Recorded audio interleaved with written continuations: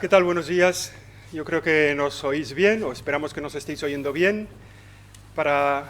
Bienvenidos todos a esta rueda de prensa de manera online para dar cuenta de los trabajos de la 116 Asamblea Plenaria de la Conferencia Episcopal que han tenido lugar desde el pasado lunes hasta este día. Los trabajos han sido, ya comentamos, de modo semipresencial, con personas en sus casas y personas aquí presentes. Todo el material de esta rueda de prensa lo tenéis en la página web, con lo cual ya podéis disponer de él para vuestros trabajos, y también ahí habrá fotografías de esta rueda de prensa y otro material, el vídeo, podcast de esta rueda de prensa.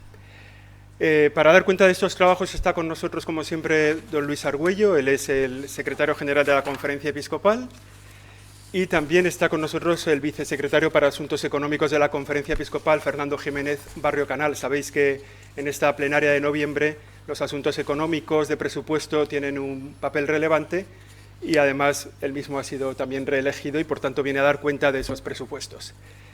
Después de la intervención de los dos que nos acompañan, de las dos personas que nos acompañan, serán las preguntas. Habrá posibilidad de hacer preguntas sobre todos los temas que consideréis oportunos.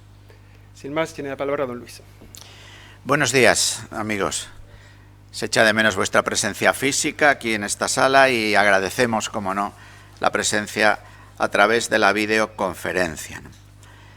Hemos celebrado una asamblea plenaria singular, puesto que ha sido posible celebrarla con la presencia de todos los obispos de España, de la gran mayoría. Han participado hasta 75 obispos, de los cuales hemos estado una treintena de manera presencial aquí en la calle Añastro, y el resto ha participado por videoconferencia. Hicimos en la mañana del lunes 16 la prueba de antígenos a los que iban a asistir de manera presencial. En esa prueba uno de los obispos dio positivo, además casualmente fue el último que se hizo la prueba, y ha tenido que seguir, por tanto, la asamblea plenaria por videoconferencia, permaneciendo asintomático en todos estos días, ¿no? Así comenzamos la plenaria el lunes por la tarde, dando la bienvenida a los obispos que se incorporarán próximamente a esta asamblea: don Javier Vilanova Pellisa, elegido obispo auxiliar de Barcelona, y don Fernando Valera Sánchez, obispo de Zamora. La sesión inaugural comenzó con el discurso del cardenal presidente, don Juan José Omella, que era su primera intervención después de su elección en la anterior asamblea plenaria de marzo pasado. Desarrolló una reflexión sobre la situación actual marcada por el impacto de la COVID, con el título general Renacer entre todos. Sus primeras palabras fueron para manifestar nuestro pésame y esperanza a los familiares de todos los fallecidos y la solidaridad y compromiso con los que están padeciendo las consecuencias de salud, económicas, sociales, provocadas por esta pandemia. Como bien saben, el texto, el audio, el podcast está a disposición de todos en la página web de la conferencia. A continuación intervino el nuncio del Santo Padre en España, Monseñor Bernardito Auza, donde mostró en nombre del Papa Francisco su cercanía a los enfermos de esta pandemia, así como también el sentido pésame y la seguridad de oraciones de sufragio de su santidad a todas las familias que han sufrido la pérdida de sus seres queridos. También hemos recordado en la sesión inaugural y en la celebración de la Eucaristía a lo largo de estos días a los obispos fallecidos desde la última asamblea plenaria: Monseñor Camilo Lorenzo, obispo emérito de Astorga; Monseñor Antonio Algora Hernando, obispo emérito de Ciudad Real; y Monseñor Francisco Javier Ciuraneta, obispo emérito de Lérida. Hemos celebrado todos los días la Eucaristía en esta capilla de la Casa de Añastro y no en los lugares de residencia como hacíamos otras veces, para también asegurar las distancias requeridas por las autoridades sanitarias para prevenir los posibles contagios. En esta asamblea hemos tratado muchos asuntos, ha sido una asamblea muy intensa, y quiero resaltar un documento aprobado que ya había sido tratado anteriormente, una instrucción pastoral, un Dios de vivos. Si la Iglesia tiene una razón de ser, es anunciar precisamente al Dios de vivos. Si la Iglesia en esta hora tiene una palabra que decir y un hombro que ofrecer, es precisamente el de esta esperanza en el Dios de vivos, en nuestra fe en la resurrección, la esperanza cristiana ante la muerte. Esto es un anuncio que, en todo caso, este documento estaba previsto realizarse antes de que llegase la pandemia, pero ciertamente la llegada de la pandemia refuerza de una manera muy especial el significado de este documento.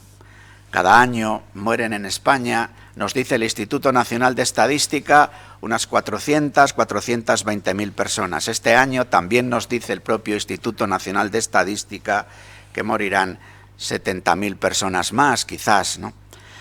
Entonces, para todos los difuntos ya, para todas sus familias, para todos nosotros que hemos adquirido una conciencia singular de nuestra vulnerabilidad radical, de nuestra condición mortal, el ofrecer este anuncio, el ofrecerle humilde pero decididamente. Creemos en un Dios de vivos, tenemos fe en la resurrección de la carne, confiamos y esperamos en la vida eterna. Y además, toda esta profesión de fe hace que queramos vivir de una manera distinta, dando la vida por la dignidad de todas las vidas, queriendo cuidar y cuidarnos, queriendo arrimar el hombro, no solo para consolar y para dar esperanza, sino para construir el bien común que desde la dignidad sagrada de la vida humana surge para todos. Hemos reflexionado y dialogado sobre la situación tras el medio de la pandemia, porque decimos aquí tras la COVID, pero estamos en medio de la COVID-19, y hemos hecho dos tipos de reflexión. Una reflexión de carácter económico y social y otra de carácter pastoral. Para la reflexión de carácter económico y social, invitamos a participar y a estar entre nosotros a don Antonio Garamendi, presidente de la COE, porque él durante este tiempo ha mantenido relación con el gobierno, con los sindicatos, con otros agentes sociales, y le pedimos que nos ofreciera su visión general desde una perspectiva, pudiéramos decir, macroeconómica de la situación de la COVID-19, de las consecuencias, mejor dicho, de la COVID-19. Y quisimos poner en relación o en contraste este informe macroeconómico con un informe preparado desde la Comisión Episcopal de Pastoral Social en sus 10 departamentos para poner rostros concretos a esta realidad de crisis, para mirar a unos sectores determinados que, están ya siendo el rostro, la carne del sufrimiento de la crisis, además de aquellos que han fallecido y de sus familias.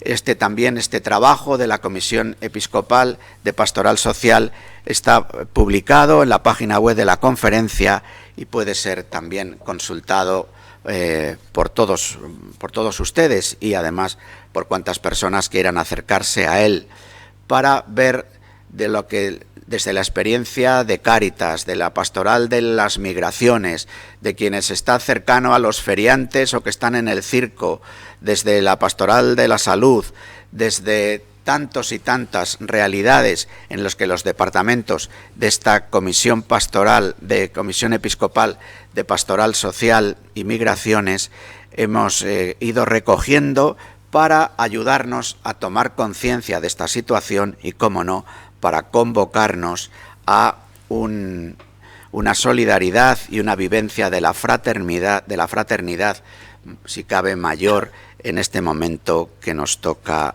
vivir.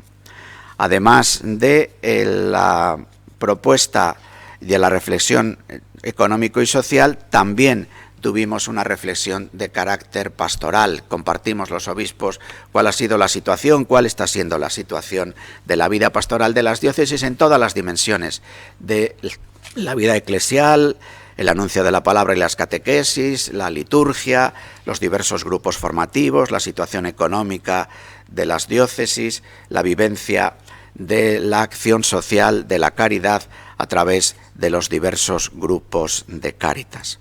También han dialogado los obispos sobre 2 documentos recientemente publicados en la Santa Sede: la conversión pastoral de la comunidad parroquial al servicio de la misión evangelizadora de la Iglesia y el directorio para los sacramentos. El presidente de la Comisión Episcopal para la Evangelización, Catecumenado y Catequesis, Monseñor Amadeo Rodríguez Magro, obispo de Jaén, es el que hizo la presentación y condujo el diálogo, que ya nos puso un poco en la pista de poder reflexionar, lo cual se ha hecho ampliamente, sobre las líneas de pastoral de la Conferencia Episcopal para el quinquenio 2021-2025. Hemos tenido un diálogo del cual han surgido las claves, las prioridades y algunas pistas de acción que ahora las comisiones episcopales deberán desarrollar para que en la asamblea plenaria de primavera podamos aprobar ya de manera definitiva estas líneas de trabajo conjunto, estas claves para el trabajo de la conferencia episcopal. También el plan de formación en los seminarios, recientemente elaborado por esta asamblea plenaria, aprobado por la Santa Sede y publicado este verano, ha empezado a ponerse en práctica en los seminarios en el curso comenzado en este trimestre, en el curso comenzado en septiembre. Y los obispos también han recibido un informe de la Subcomisión Episcopal de Seminarios, de la Comisión Episcopal de Clero y Seminarios, sobre cómo está siendo la puesta en marcha en los diversos seminarios de España de este plan de formación. También, como recuerdan, en febrero pasado vivimos el Congreso de Laicos.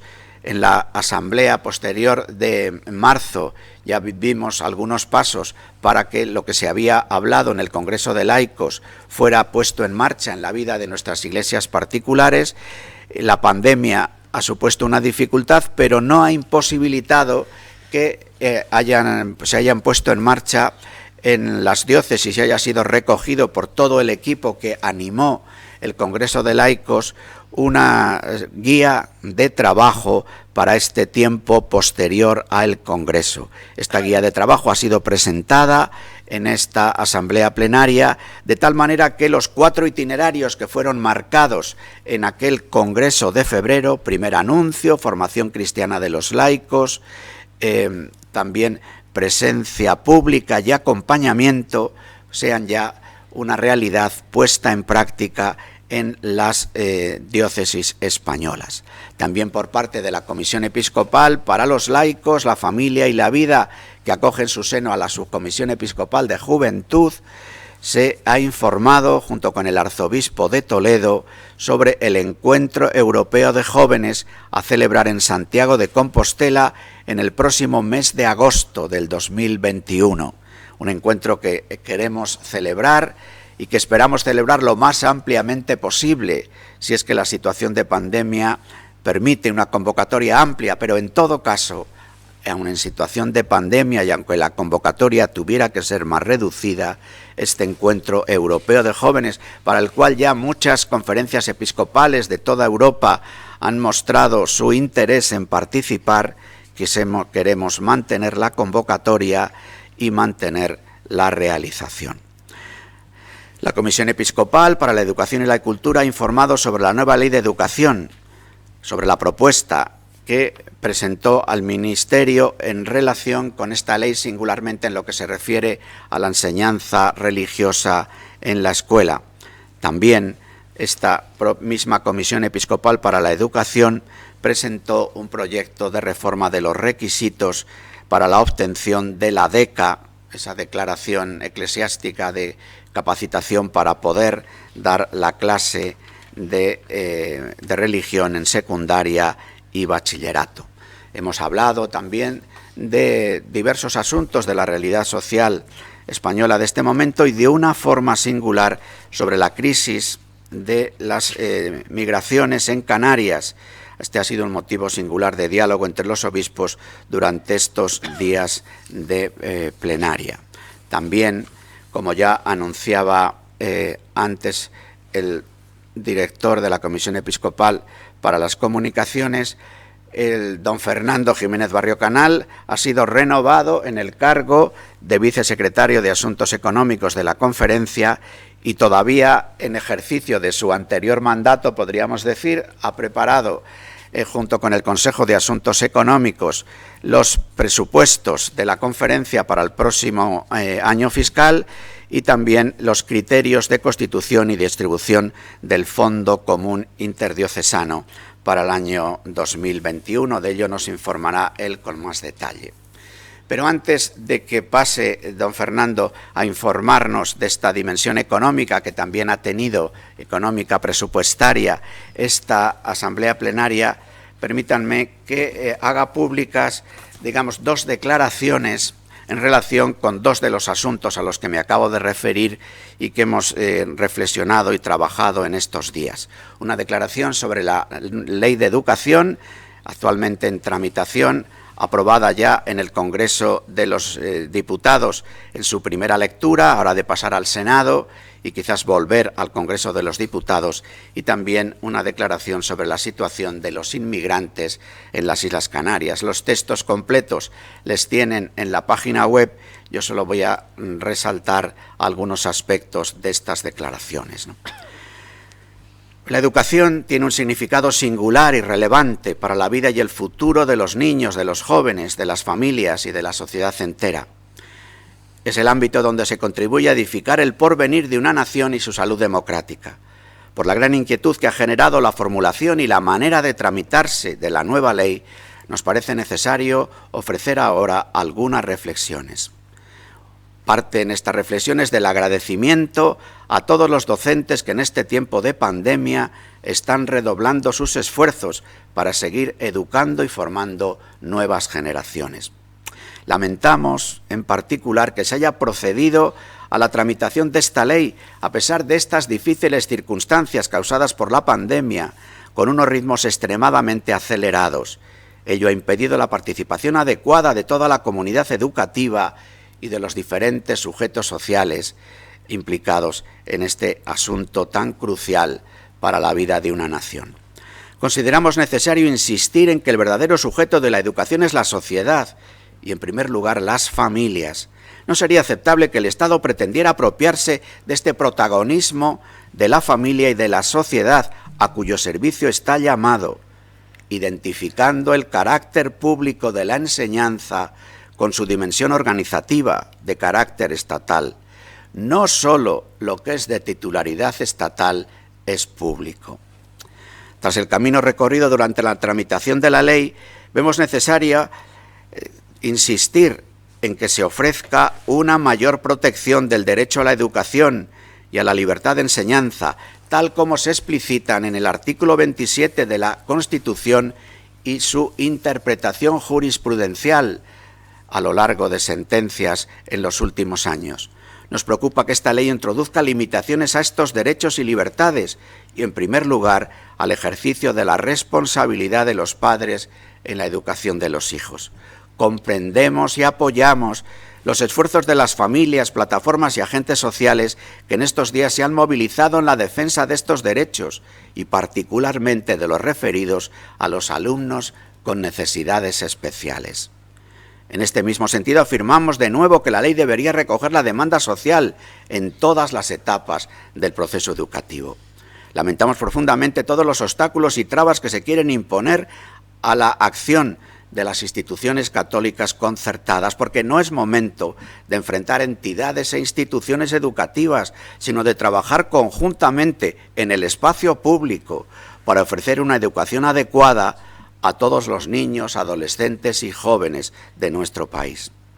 En el diálogo con el Ministerio de Educación, la conferencia ha recordado que no puede excluirse del ámbito escolar la educación de la dimensión moral y religiosa de la persona, para que ésta pueda crecer como sujeto responsable y libre, abierto a la búsqueda de la verdad y comprometido con el bien común, recibiendo para ello una formación integral. Por eso ha propuesto que la enseñanza religiosa escolar quede integrada en un área de conocimiento común para todos los alumnos, de un modo que no genere para nadie agravios comparativos. y ha recordado que esta asignatura no debe ser considerada ajena al proceso educativo, sino que ha de ser comparable a otras asignaturas fundamentales. Lamentablemente, la propuesta hecha por la Conferencia Episcopal Española no ha recibido respuesta por parte del Ministerio. De hecho, el texto legislativo aprobado ayer en el Congreso de los Diputados suprime el valor académico de la evaluación de la asignatura de religión y deja a los alumnos que no cursen esta asignatura sin una formación de contenido escolar. Queremos recordar que no es aceptable la descalificación de esta asignatura o del trabajo de los profesores como adoctrinamiento. Al contrario, respeta el conjunto de exigencias propias de su presencia en el ámbito escolar relativas a la metodología y al estatuto del profesorado. De hecho, está presente en la mayoría de los sistemas educativos europeos. La Iglesia ha desarrollado una gran tradición educativa que ha sido y deseamos que siga siendo una riqueza de nuestra sociedad. Más allá del debate sobre una ley concreta, es consciente de la necesidad de seguir defendiendo la inclusión escolar y educativa de la enseñanza religiosa escolar como integrante del ámbito de una necesaria educación moral, y como pueblo de Dios en todos sus miembros seguirá trabajando para hacer posible el crecimiento, la libertad y la pluralidad de la propuesta educativa, para servir así al bien de los alumnos, las familias y toda la sociedad. Bien, esta es la declaración referida a la actual tramitación de la Ley de Educación. Quiero también, antes de pasar a las informaciones económicas y a las preguntas y diálogo posterior que podamos mantener, dar voz al pronunciamiento que los obispos españoles queremos hacer ante la situación de los inmigrantes en las Islas Canarias. En los últimos meses están llegando miles de inmigrantes a Canarias. Muchos han muerto en su dramático viaje. Los obispos de las dos diócesis de estas islas se han dirigido a los fieles católicos y a la sociedad en general. Queremos unirnos a su reflexión y llamamiento, pues el problema no es solo canario, es de toda España, es europeo y global. Y quienes sufren las migraciones forzosas gozan de una dignidad inalienable y compartida con todos nosotros. No podemos permanecer ajenos a su dolor ni indiferentes a la hora de valorar la extraordinaria aportación de los que llegan a nuestras sociedades envejecidas. Tampoco podemos obviar la complejidad de situaciones que convergen en este drama. La injusticia del comercio internacional, el hambre, las guerras, los regímenes políticos dictatoriales, las persecuciones políticas y religiosas, las mafias organizadas, el uso de los flujos migratorios como forma de presión política. La necesaria regulación de las migraciones pasa por abordar sus causas para asegurar el primer derecho de un inmigrante, permanecer o regresar a su casa de manera voluntaria. Es imprescindible crear en los países de origen posibilidades concretas de vivir con dignidad y simultáneamente en los de destino salvar su vida y hacernos cargo de su existencia a través de un conjunto de acciones que el Papa resume en acoger, proteger, promover e integrar. La Unión Europea y el Estado español han de asumir que no se pueden crear guetos insulares para evadir el problema migratorio. Como afirma el Papa Francisco, en los países de destino habrá de buscarse el equilibrio adecuado entre la protección de los derechos de los ciudadanos y la garantía de acogida y de asistencia a los migrantes. En Fratelli Tutti el Papa señala algunas respuestas indispensables. Las comunidades cristianas hemos de ofrecer un singular testimonio de fraternidad y ciudadanía en la acogida, cuidado y promoción de los que llegan y en la acción moral y política contra las causas de tanto sufrimiento. Como dice el Papa Francisco, no tenemos que esperar todo de los que nos gobiernan. Es posible comenzar de abajo y de a uno, pugnar por lo más concreto y local hasta el último rincón de la patria y del mundo, con el mismo cuidado que el viajero de Samaria tuvo por cada llaga del herido. Pues estas son las dos declaraciones sobre estos dos asuntos de gran actualidad en la vida española de estos días y sobre lo que nos parecía importante ofrecer una palabra a la comunidad cristiana, pero también a toda la sociedad española, de la visión que la Asamblea Plenaria de la Conferencia Episcopal Española tiene de estos asuntos de actualidad. Don Fernando puede informarnos de los temas económicos y presupuestarios. Muy bien, pues buenos días a todos y brevemente recordarles que, como siempre, en esta asamblea plenaria procede el estudio y aprobación de los presupuestos para el año que viene. Los obispos han estudiado y han aprobado, en primer lugar, el sistema de constitución y reparto del Fondo Común Interdiocesano, que, como saben, es el sistema por el cual se reparten los recursos que los contribuyentes deciden que reciba la Iglesia a través de la asignación del 0,7% de su cuota íntegra del impuesto sobre la renta. Para el año que viene dispondremos del 70% de la última liquidación como pago a cuenta, más la liquidación correspondiente a este ejercicio fiscal, a la declaración de la renta que hicimos en la primavera y de la cual todavía no tenemos los resultados.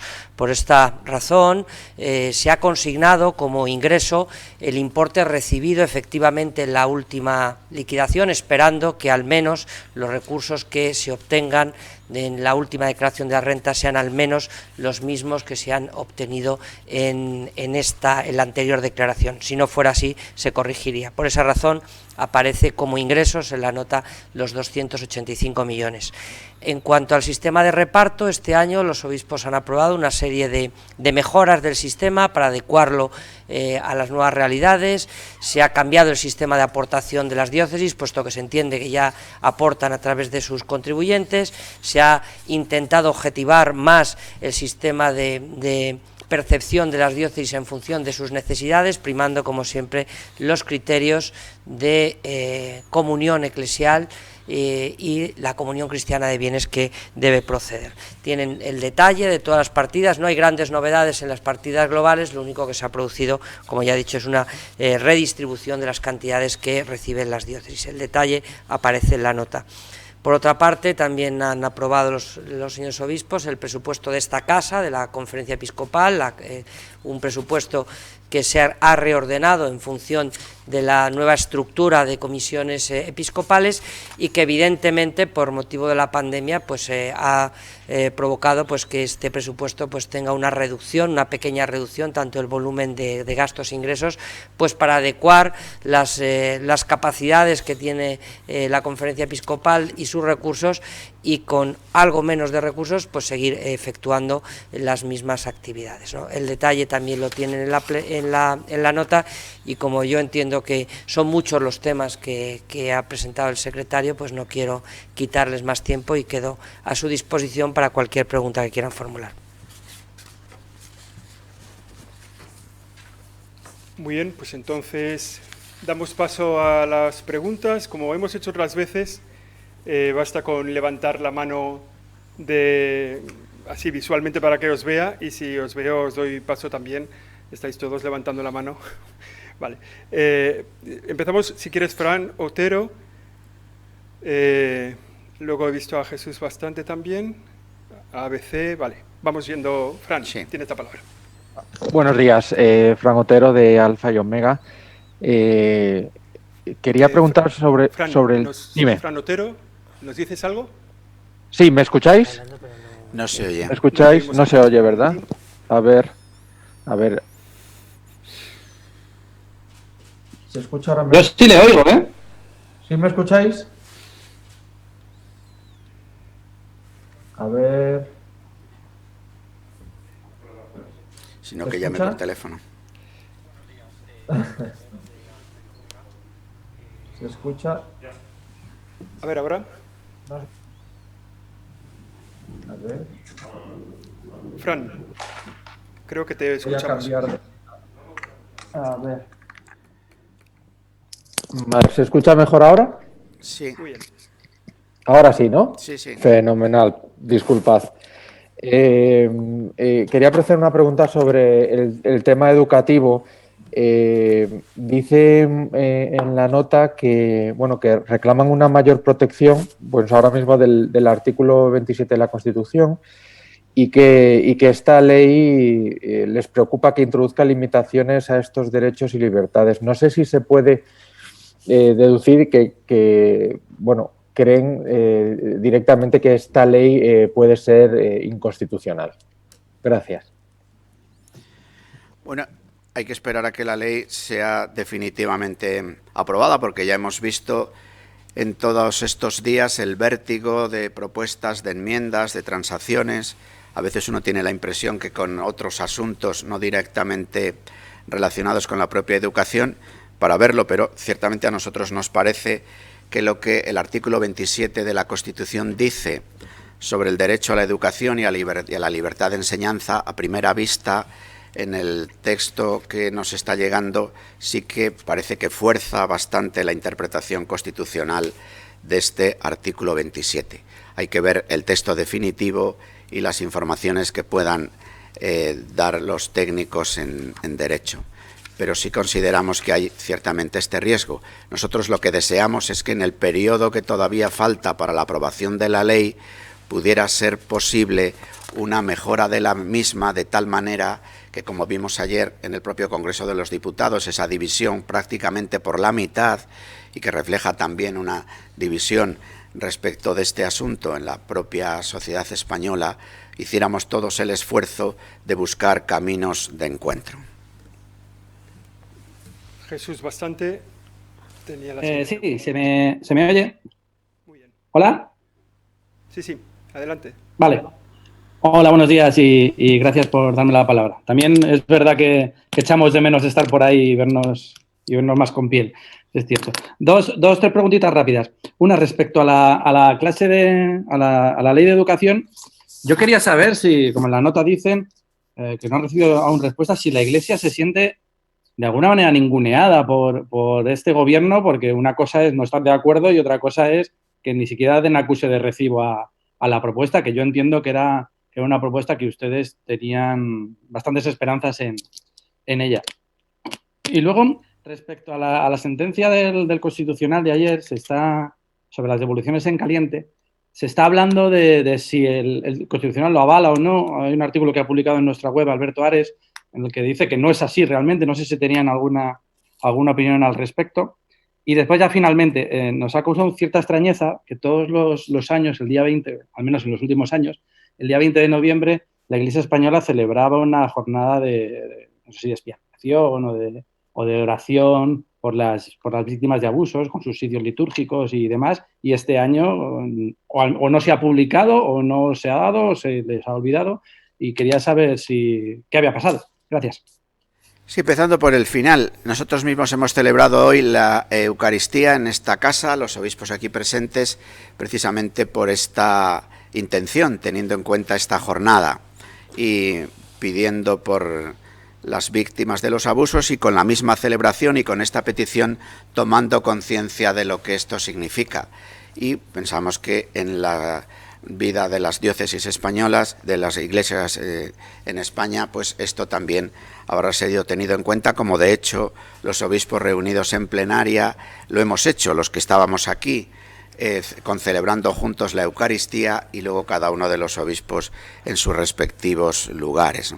Respecto a lo que pregunta sobre las devoluciones en caliente, no he tenido, en medio de el vértigo de estos días de asamblea plenaria, la ocasión de leer el artículo al que haces referencia para poder pronunciarme, que tampoco sé si es competencia nuestra, sobre la constitucionalidad o no de estas devoluciones. En todo caso, lo que nosotros sí queremos manifestar, ya lo hemos hecho con la nota, ¿no? Es una preocupación grande por esta problemática, una llamada a la preocupación por las causas de esto que sucede, un caer en la cuenta de que es un problema no solo canario, sino que es español y europeo, y una necesidad de una regulación de todos los flujos migratorios, teniendo en cuenta esta situación de causas y la dignidad de las personas. La ley de educación, como tantas veces yo creo hemos repetido, nos preocupa no solo por la clase de religión y por el estatus de la escuela concertada, sino en lo que significa la educación en una sociedad. En este sentido, la preocupación tiene también que ver con la importancia que se puede dar en el propio planteamiento de la ley al esfuerzo de los alumnos, a los criterios pedagógicos, al deseo de que aparezcan otras muchas preocupaciones que a veces uno puede entender que parece que se quieran arreglar en la escuela todas las problemáticas sociales sin poner la mirada o el acento en lo nuclear de la escuela, que por supuesto, al tratarse de un lugar de convivencia y de un ámbito donde se quiere formar de una manera integral a todos los ciudadanos, tiene que tener en cuenta lo que ocurre en la vida social, pero desde lo específico que es un ámbito escolar, educativo, la importancia de las asignaturas, de los contenidos, de la pedagogía, del cuidado de la razón, del cuidado de la memoria, del esfuerzo, del trabajo, tan importante hacer caer en la cuenta a los alumnos que su trabajo es el estudio desde las diversas propuestas y maneras pedagógicas a realizar. En un momento como el que estamos, además de grandísima revolución tecnológica, de mirar al futuro, de riesgos también para una comprensión humanista de la propia organización de la sociedad, sí que parece importante este cultivo de una educación en un desarrollo humano integral. Vemos que la Ley de Educación recoge, esta Ley de Educación, propuestas sobre educación cívica, recoge propuestas sobre el conocimiento del propio cuerpo, recoge propuestas sobre una enseñanza de cultura religiosa, acoge la enseñanza religiosa escolar de manera confesional. Precisamente por eso nosotros ofrecimos la posibilidad de un ejercicio de pacto, de una propuesta de un ámbito global en el que se tuviesen en cuenta algunos de los rasgos pedagógicos que recoge la propia LOMLOE respecto a ámbitos, a competencias, a cualidades, a actitudes, ¿no?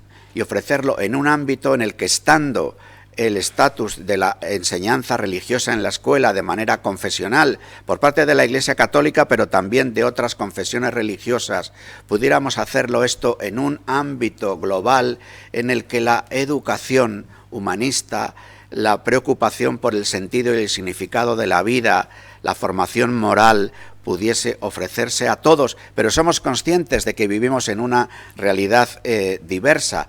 A veces se habla de la escuela confesional o de la asignatura confesional, pero es que otras propuestas ideológicas también son confesionales. La propia LOMLOE es confesional en su manera de entender la educación, es confesional en la perspectiva ideológica que tiene detrás de sí, es confesional en la manera de entender lo público, identificado a lo estatal. Cada uno hablamos y estamos en la plaza pública desde nuestras sensibilidades, desde nuestras referencias, desde nuestros planteamientos ideológicos, desde nuestras convicciones. Y por eso pensamos que es importante ofrecer ámbito para un diálogo y un encuentro de estas diversidades, podríamos decir, reconociendo la identidad de cada cual, ofreciendo un marco común y entendiendo que es bueno este desarrollo integral y moral desde esta propuesta de cada uno. Desgraciadamente, esta propuesta no ha sido contestada o no ha sido ni siquiera estudiada conjuntamente, debatida, pero no queremos perder la esperanza, porque sabemos que una ley educativa luego tiene decretos que la desarrollan y en nuestro sistema autonómico tiene además competencias de las comunidades autónomas. Por eso nosotros seguimos tendiendo la mano a un pacto educativo, a una acción conjunta, a un deseo de colaborar, pero desde luego dejando claro también, ¿no?, que la sociedad española, a través de las familias, a través de la propia escuela concertada, a través de lo que significa la presencia de la Iglesia en la clase de religión, si ha de defender sus derechos, lo hará, acudiendo a lo que nos parece que significa nuestra Constitución como un verdadero pacto de encuentro. El artículo 27 es un verdadero ejemplo. En sus 10 puntos, el artículo 27 de la Constitución, de lo que significó el Pacto Educativo Constitucional. Y nosotros queremos defender este pacto desde una propuesta de diálogo, desde una propuesta de entendimiento, desde desarrollar en la mejor manera posible los decretos que esta ley pide para ponerla en práctica, desde enmiendas que todavía pudieran hacerse a la ley en su paso por el Senado y su vuelta al Congreso, para buscar esta manera de poder encontrarnos. Si no es así, no cabe duda de que la Constitución española habrá de venir en ayuda de aquellos sectores de la sociedad española que se consideran de alguna forma excluidos o ninguneados, por utilizar la expresión de la pregunta de Jesús en esta ley. José Beltrán. La siguiente pregunta. Buenos días. Dos preguntas. Una en relación a los dos pronunciamientos, tanto a las dos declaraciones, tanto a la de migraciones como la referente a la ley de educación. No sé si ese respaldo, ¿no?, en el caso de la ley de educación, que es explícito a las movilizaciones de los padres y también distintas movilizaciones que de manera informal se están dando ya por parte de la Iglesia en Canarias en relación a la situación de los migrantes, si vamos a ver algún obispo en las protestas o prefieren dejar a los cristianos y a los laicos que estén ahí al frente.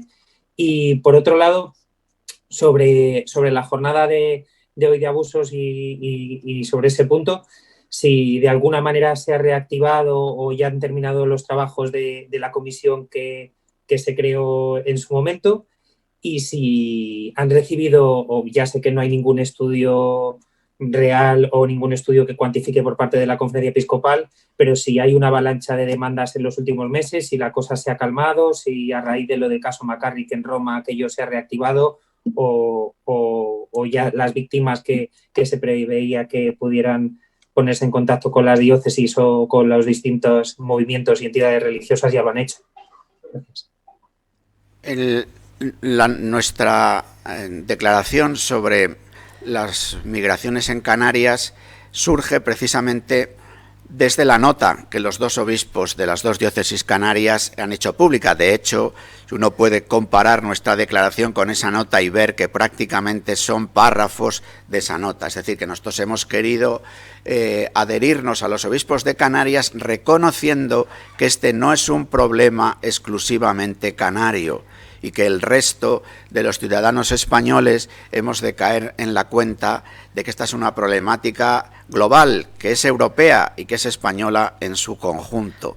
Y desde ahí, pues seguir en este sentido la pauta del Papa Francisco, que en este asunto de las migraciones vemos que es especialmente recurrente porque lo considera un signo de los tiempos, un signo de una sociedad global, de una economía global, de una economía que está basada en una libertad de circulación de mercancías y de flujos financieros y que por otra parte pone unas dificultades muy grandes a la movilidad de las personas, reconociendo también, como hace la nota de los obispos canarios y hace nuestra propia declaración, la complejidad del asunto y el que hay que tener en cuenta de una forma muy especial sus causas y tantos factores que intervienen. Respecto a la presencia en la plaza pública, nuestro propio Congreso de Laicos puso con fuerza el acento en que es propio de la vocación laical estar en la plaza pública. Por supuesto, los obispos, los pastores se han de acompañar, pero sobre todo desde la iluminación, el aliento y desde el deseo siempre de un pastor de ser cauce de reconciliación, de acoger incluso a miembros de la propia comunidad cristiana que puedan tener una visión diferente sobre la propuesta educativa, incluso en el mismo asunto de las migraciones. A la hora de regular, un cristiano no puede negar lo que para nosotros es innegable, que es la radical dignidad de toda vida humana. No puede negar lo que es para nosotros innegable, la fraternidad de todos, y que por eso hemos de acogernos. Pero también hemos dicho, expresamos en la nota, que es preciso una regulación de los flujos migratorios, que hay que tener en cuenta, dice el propio Papa Francisco en Fratelli Tutti, los derechos de los ciudadanos de acogida y los derechos de los que vienen. Entonces, en esa regulación concreta, seguro que hay modulaciones políticas diferentes, ¿no?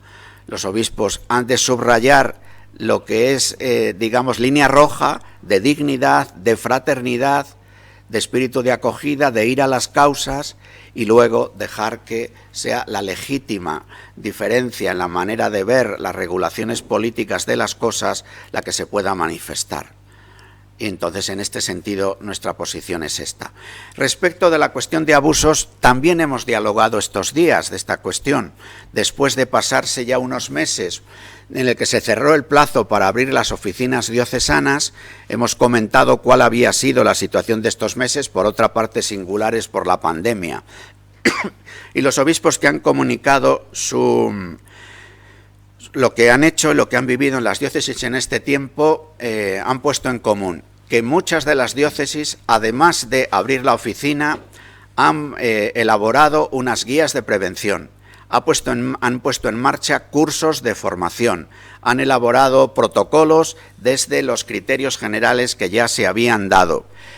Prácticamente todas las diócesis han coincidido en que el número de denuncias recibidas en estos meses ha sido 0 o muy pocas, y que sí que se han dirigido a las oficinas personas que ya habían a veces denunciado su caso, pero que querían de una forma especial, a través de la oficina, lo mismo la posibilidad de un encuentro personal con el obispo, la posibilidad de recibir una atención. Esto es lo que en el diálogo de estos días sobre este asunto hemos visto.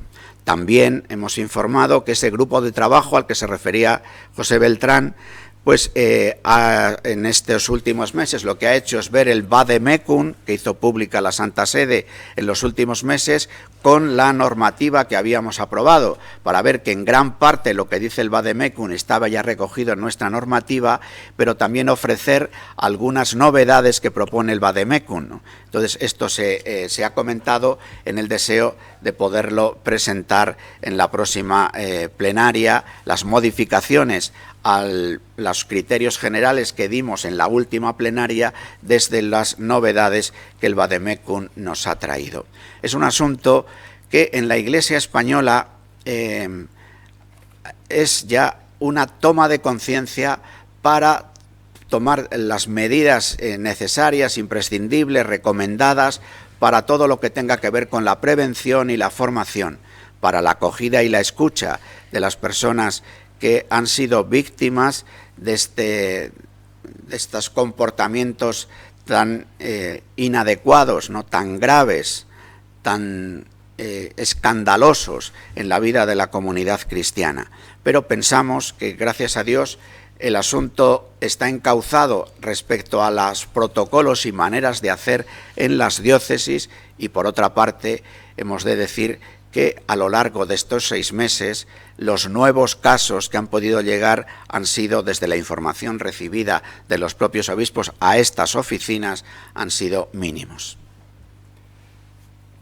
Miguel Ángel Medina tenía una pregunta del periódico El País.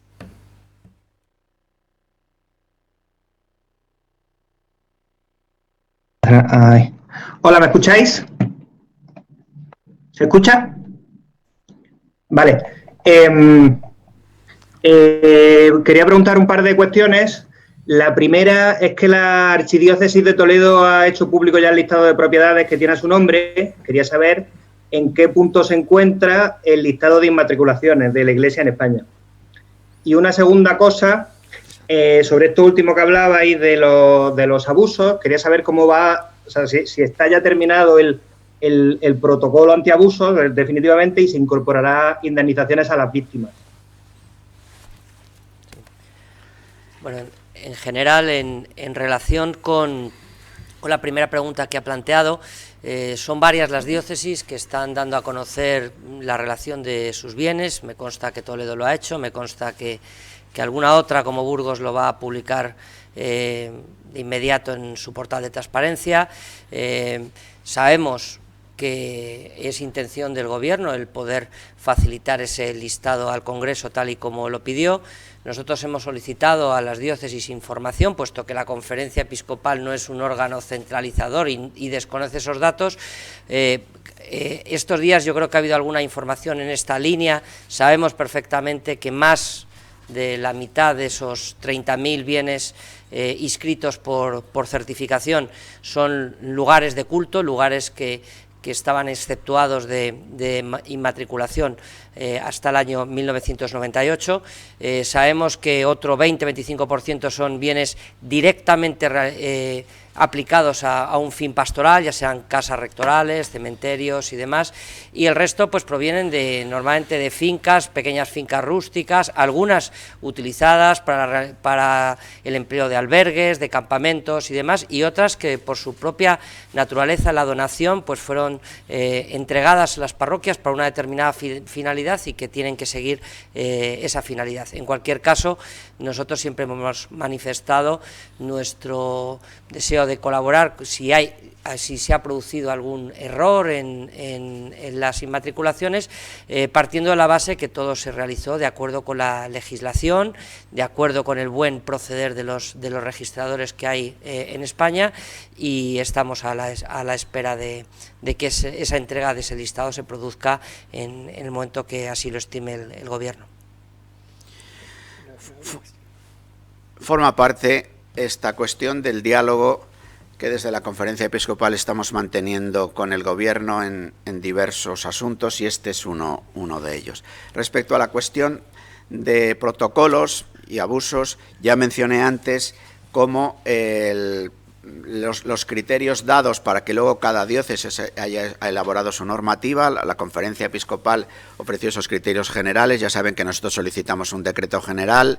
La Santa Sede nos dijo que esperásemos al vademecum, pero que ya podíamos ofrecer lo que teníamos como un criterio general, no con fuerza jurídica normativa que tiene un decreto general, pero sí como criterio orientador para todos los obispos de España, y así está siendo, ¿no? El vademecum incorpora algunas otras cuestiones, y respecto a las indemnizaciones nosotros lo que hemos estado siempre es a estar a expensas del cumplimiento de las sentencias. Es decir, si una sentencia establece algún tipo de derecho de indemnización, el causante, la persona que tiene la responsabilidad de haber sido el abusador, tiene una primera responsabilidad, y después la que pudiera tener la Iglesia, la diócesis, de manera subsidiaria, pero en este sentido estamos a lo que las sentencias pudieran decir. Minerva tenía también una pregunta. Hay varias preguntas pedidas, también veo a Laura. Minerva.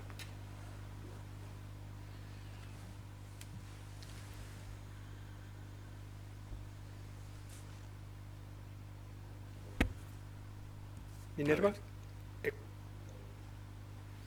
No te oímos aquí.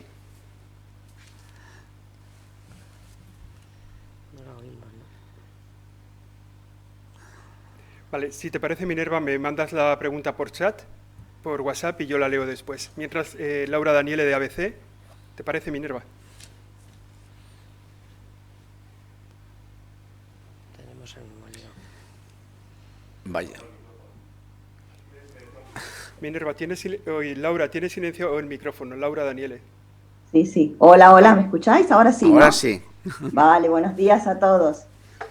Bueno, mi pregunta va también sobre los bienes inmatriculados de la Iglesia. Bueno, sabemos efectivamente que el Gobierno lo va a presentar al Congreso de los Diputados, después de ver, ¿no?, el recorrido que ha tenido la ley CELA y que, bueno, se ha convertido en un ataque casi directo a la educación concertada católica. ¿Temen que este listado pueda utilizarlo el Gobierno para iniciar una campaña de desprestigio contra la Iglesia católica?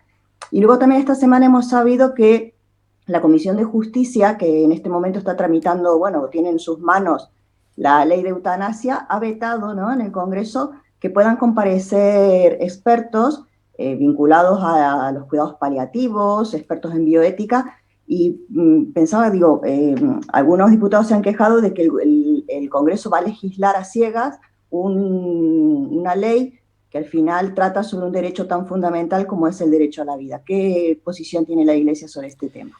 Vayamos por partes. Respecto del primer asunto, bueno, nosotros creemos que si el Gobierno hace esto es en el deseo de poder clarificar si es que hubiese alguna inmatriculación incorrecta, sabiendo que en los propios diálogos mantenidos por el equipo del Gobierno se nos ha reconocido que la manera de hacer la Iglesia ha seguido la legislación, y sobre todo que había un cuidado, que es el de los propios registradores, a la hora de ver que aquello que se presentaba pues se hacía conforme a lo establecido. Después había 2 años para poder establecer cualquier tipo de dificultad. Con todo, nosotros pensamos que quizás como todo esto arranca del siglo XIX, de cuál era la forma de registrar que tenían los llamados bienes de dominio público, la analogía que se hace a los templos y bienes eclesiales como si fueran de dominio público, pues quizás pudiera ocurrir que en alguna de las 23.000 parroquias que hay en España, de miles de municipios, hubiera podido inscribirse o inmatricularse pues un templo y lo que está alrededor del templo, que hoy sea la plaza del pueblo y haya un conflicto entre el inmatriculado y un bien de dominio público o cualquier otra cuestión. Evidentemente, cualquiera de estas cuestiones que se procedieran, nosotros animamos desde la Conferencia Episcopal a que pueda ser abordado en cada diócesis o la entidad que haya inmatriculado. Piensen que en España hay 40.000 entidades que pudieran inscribir, entidades relacionadas con la Iglesia que pudieran inscribir o inmatricular bienes, 23.000 parroquias, centenares de congregaciones religiosas que a su vez tienen múltiples comunidades establecidas en muchos lugares de España, centenares de asociaciones, de cofradías, muchas cofradías tienen su templo propio, la sede de la cofradía, es decir que 40.000 entidades hayan inmatriculado 34.000 edificios, pues no parece, si es que la campaña a la que se refiere Laura pudiera tener que ver con una especie de querer presentar a la Iglesia como una gran inmobiliaria en España, como una gran detentadora de fincas y demás. Si vemos la realidad, 23.000 parroquias. En cada parroquia, yo pienso en las parroquias rurales de Tierra de Campos, de donde yo procedo. La mayoría de las parroquias tienen un templo, tienen una ermita, tenían la casa rectoral, la casa del cura. Hoy, desgraciadamente, muchas de esas casas han quedado vacías, como se han vaciado tantas casas de nuestros pueblos. En muchos casos el cementerio. Entonces, que las 23.000 parroquias, muchas de ellas pudieran haber inmatriculado hasta 4 fincas. Algunas no se han inmatriculado todavía y otras lo estaban antes, porque desde que se inventa el registro de la propiedad a mediados del siglo XIX, las peripecias que se han vivido en España en las diversas reformas de la ley y del reglamento hipotecario han, mantenido abierta esta cuestión. El procedimiento extraordinario que se establece del 98 al 2015 quiere cerrar la cuestión para entrar ya en un camino ordinario que deje de tener como referencia las leyes desamortizadoras del 19. Por eso se establece el procedimiento extraordinario, para cerrar la carpeta. Nosotros creemos que esta carpeta está cerrada y que está bien cerrada. Con todo, lo hemos dicho en privado, en las conversaciones con el gobierno, y lo decimos en público, si hay alguna situación que ahora, al hacerse público el listado de los inmuebles, algún ayuntamiento, alguna administración pública, algún particular pudiera presentar algún título de mejor derecho, pues ¿cómo no lo vamos a reconocer si así fuere? Pero esta campaña, que fundamentalmente puede ser de tipo reputacional, nosotros mismos, al animar a las diócesis a que hagan público su listado de bienes, al decir respecto de las informaciones que desde la antigua Dirección General de Registros y del Notariado, que a través de la comisión en la que estamos, pues nos ha presentado también unas cifras similares a las que han aparecido en la prensa de ayer, en el diario ABC, me parece de ayer, pues decimos 34.000 bienes, de los cuales solo 30.000 han sido por el procedimiento extraordinario, 40.000 entidades en España, 23.000 parroquias. Bueno, bendito sea Dios, ahí están, ¿no?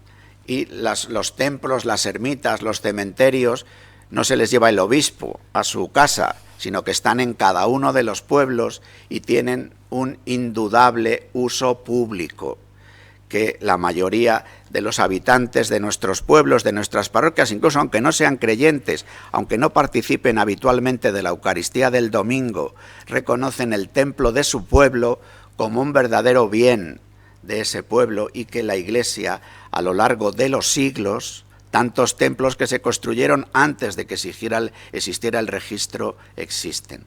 Respecto a la ley de eutanasia, es ciertamente preocupante que a la hora de legislar, en la ley de educación, en la ley de eutanasia, se excluya sistemáticamente el diálogo con los sectores implicados. En este caso, en la ley de eutanasia, pues todos aquellos que se dedican a los cuidados paliativos, los médicos que acompañan en el tramo final de la vida, ¿no?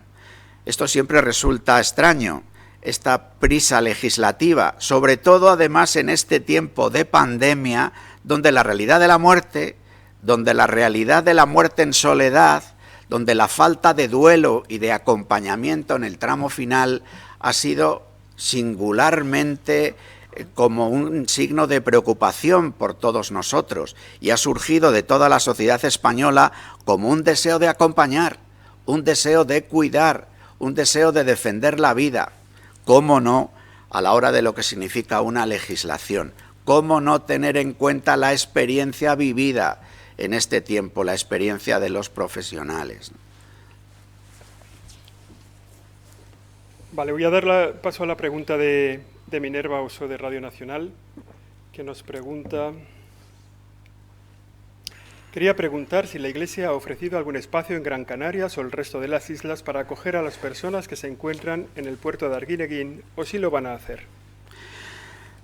Habitualmente, a lo largo de todos estos años, me consta que la Iglesia en Gran Canaria ha ofrecido un testimonio extraordinario de cuidado, de atención a los que han llegado, y durante tiempo, no sé exactamente la respuesta en este momento, no me atrevería a darla porque no la conozco, pero sí conozco, incluso porque fue ocasión para un intercambio con el Ministerio respecto a lo que estaba ocurriendo en otra oleada en Canarias hace unos meses, y entonces pude comprobar de primera mano la acogida que se realizaba de inmigrantes en locales eclesiales, especialmente con un protagonismo grande de Cáritas y de las delegaciones de migraciones de esas dos diócesis. Vale, siguiente pregunta, tenemos a Laura Ramírez. Te doy paso.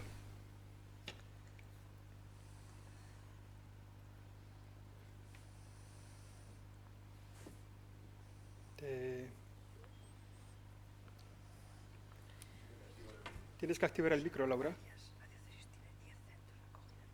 Hola, buenos días. Buenos días. Yo quería preguntar, bueno, ¿qué les ha parecido que en la nueva ley de educación se retire la referencia al castellano como lengua vehicular? Y bueno, y si acudirán a los tribunales en caso de que durante lo que queda de tramitación, pues se mantiene todo igual con respecto a la clase de religión y la concertada. Gracias.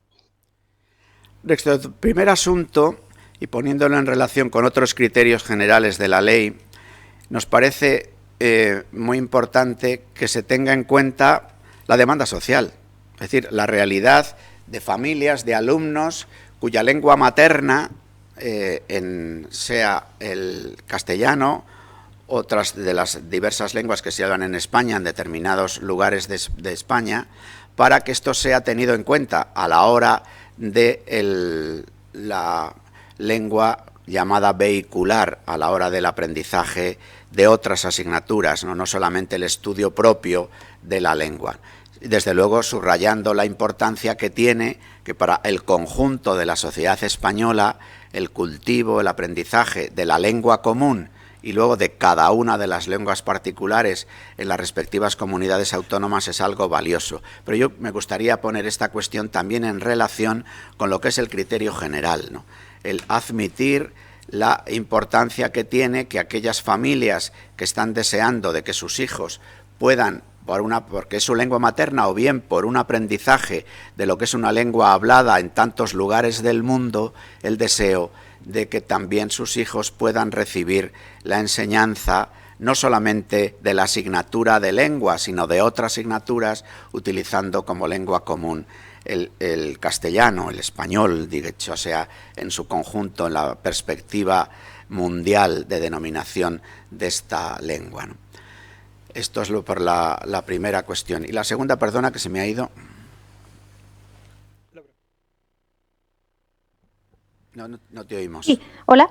Sí, acudirán a los tribunales. Si acudirán a los tribunales.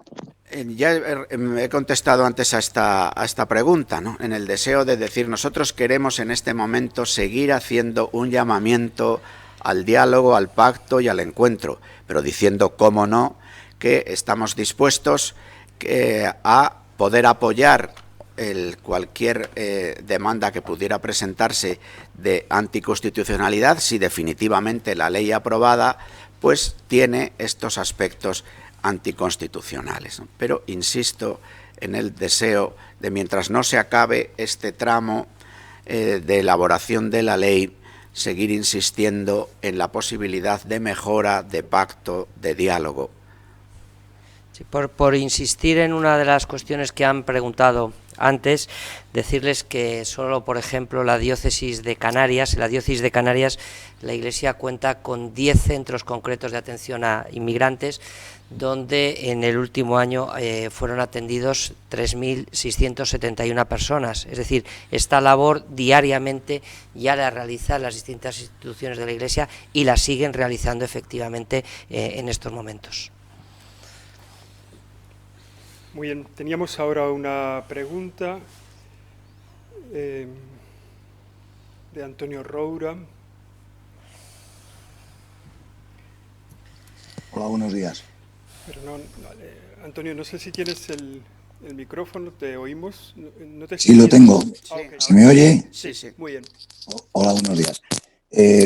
Realmente la imagen de ayer del Parlamento dividido en la votación final, con pros y contras, con una minoría tan ajustada, yo creo que se compadece mal con aquella invitación del Papa Francisco al presidente del gobierno hace unos días de construir la patria con todos, ¿no? Realmente fue lamentable seguramente la imagen de ayer del Parlamento tan polarizado.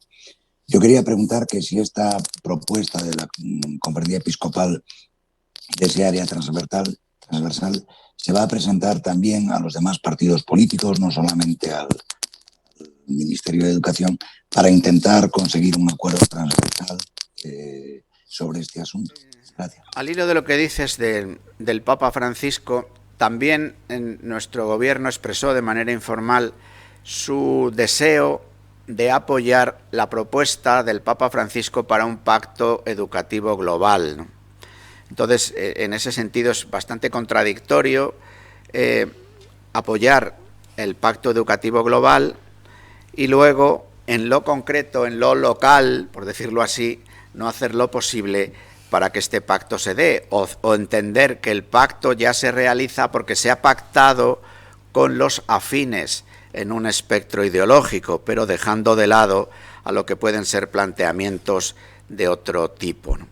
Entonces, en este sentido, sí que le mueve a extrañeza el ver esa doble actitud, por una parte de subrayar junto al Papa la importancia de un pacto educativo global y por otra no hacer lo posible por llegar a ese pacto en el lugar donde se tiene la responsabilidad política de poderlo llevar a cabo. A lo largo de estos meses sí que hemos podido hacer llegar nuestra propuesta a diversas personas de prácticamente todo el espectro parlamentario, ¿no? Pero con todo, sí que en las próximas semanas, y viendo que el debate de la ley, es verdad que ya la ley, una vez aprobada por el Congreso de los Diputados, habiendo pasado la ponencia, habiéndose discutido las enmiendas, va consolidándose, va tomando carta de naturaleza, pero pasa todo al Senado y a devolver, salvo que el Senado no introdujera ningún tipo de enmienda, a devolver al Congreso de los Diputados. Y en ese sentido, mientras la tramitación esté abierta, siempre cabe la posibilidad de incorporar aspectos de mejora, aun reconociendo la dificultad del momento, ¿no? Teníamos una pregunta también de Info Vaticana. Sí, hola, buenos días. Soy Fernando Beltrán. Primero quería felicitarles por la aplicación que van a lanzar de la liturgia de las horas. Me parece una iniciativa fantástica y está bien que los recursos de la Iglesia vayan ahí, no a 13TV y cosas de esas. Quería comentarle sobre el discurso inaugural del cardenal Omeya, que dijo que por muy intenso que esté siendo el dolor en nuestro país, desean seguir atentos y comprometidos con otras pandemias como el racismo o la destrucción forestal de la Amazonía. Quería preguntarle si esto es una especie de broma y, en caso de no serlo, si le parece serio que en la situación en la que nos encontramos, con decenas de miles de muertos, gente que ni ha podido recibir los sacramentos, millones de trabajos perdidos, colas interminables en Cáritas, hablar de la destrucción forestal de la Amazonía, el racismo dirigiéndose a los españoles, además, si le parece serio. Sí, me parece extraordinariamente serio porque somos católicos y por tanto nos preocupa todo lo que ocurre en la familia humana. Pero es que además la propia pandemia nos está haciendo tomar conciencia de un asunto que es global. El virus no está conociendo ni de fronteras, ni de banderas, ni de lugares, ni de trincheras. Y también nos hace caer en la cuenta de una determinada relación con la naturaleza, no para sacralizarla, porque en esta naturaleza que queremos cuidar resulta que hay realidades como el virus, como el coronavirus, que provoca tanto mal, ¿no? Pero sí, ahora cuando estamos hablando de posibles vacunas, ¿no?, nos preocupamos y decimos y hablamos de cómo puede llegar la vacuna a todos los lugares, incluso por egoísmo. Porque si la vacuna no llega a todos los lugares y por tanto la infección continúa en otros sitios, aunque nosotros en nuestra propia tierra, en nuestro pequeño lugar, lográsemos implantar la vacuna y ser inmunes, un mundo que se mueve tanto, un mundo global con tantas transacciones de todo tipo, con tantas transferencias de mercancías y de personas, haría que el contagio volviese a llegar a los sitios, ¿no? Entonces, en este sentido, el que aparezca en un discurso de la Conferencia Episcopal Española, que fue centrado mayoritariamente en asuntos de la vida española, aparezca un rasgo en el que surge otra presencia de otros lugares, no hace más que poner de manifiesto nuestra condición católica, nuestra mirada universal de los asuntos, lejos de ser una broma. Muchísimas gracias a todos por vuestra participación. Terminamos esta rueda de prensa extensa, porque han sido extensos los temas, porque han sido largas las cuestiones que se han tratado en esta plenaria, también por vuestras preguntas, como tiene que ser. Creo que no hay ninguna mano más pedida, ninguna petición hecha, pues nada más. Al hilo de la cita que se ha hecho por la última pregunta, de la aplicación informática, que no lo hemos informado, es verdad que ha sido presentada en la asamblea plenaria y esperamos que con el comienzo del año litúrgico, es decir, ya en este último domingo de noviembre, que será el primer domingo del año litúrgico, la aplicación de liturgia de la Conferencia Episcopal pueda tenerse. Y hablando de liturgia y también de la pandemia, quiero recordar que, organizado por la Comisión Episcopal de Vida Consagrada y CONFER, y por la CONFER Nacional Española, mañana hay una jornada de oración por todos los religiosos fallecidos. Mañana, día 21, día de la Virgen Niña, de la presentación de la Virgen María, la vida de especial consagración, nos invita a todas las comunidades cristianas a una oración por los religiosos fallecidos en este tiempo de pandemia. Buen día y muchas gracias, amigos. Gracias a todos.